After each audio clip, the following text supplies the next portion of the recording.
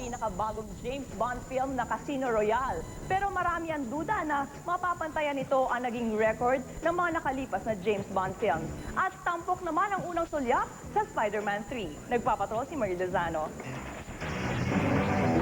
Painitan ng painitan tinaguri ang Bond fever sa ibang bansa.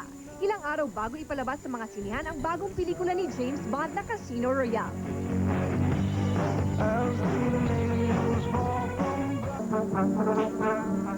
Maging sa Buckingham Palace, tinugtog mismo ng Scots Guard Band ang theme song ng ilang Bond films. Bilang paghahanda ito sa nalalapit na pagpapalabas ng Casino Royale na dadaluhan pa mismo ni na Queen Elizabeth II at ni Prince Philip. Ang bagong James Bond film ay pinagbibidahan ng British actor na si Daniel Craig.